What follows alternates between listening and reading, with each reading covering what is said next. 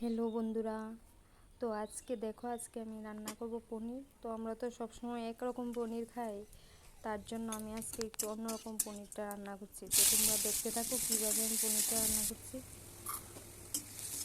আর এইভাবে পনির রান্না করে খেলে খুব টেস্টি হয়, একবার রান্না করে খেয়ে দেখবেন।